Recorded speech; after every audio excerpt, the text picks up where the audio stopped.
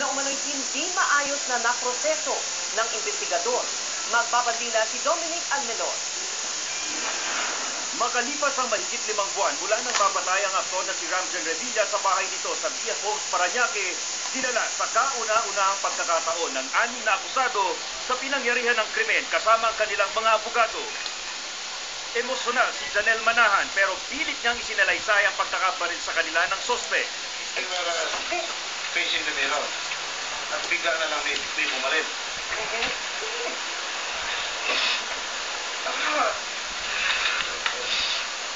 Kaya mo ba?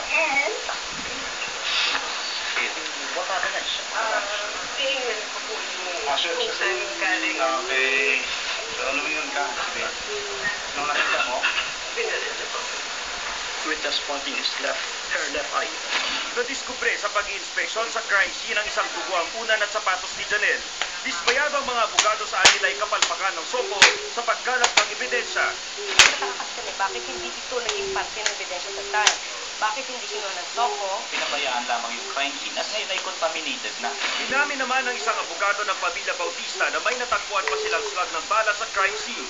Hindi pa nila nakita lahat.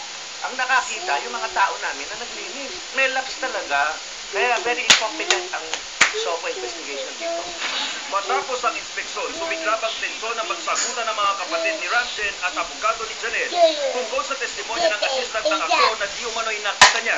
Mula sa pisanan ito ang pagtakas sa magkapatid na Ramon Joseph at Ramona matapos ang krimen. So kapag may lumabas dyan, kitang-kita nyo naman ito yung exit. Kitang-kita kung sino yung mga lumabas dito. Napaka-imposible. Makita niya ang kasal niya, lahat kapatid ko.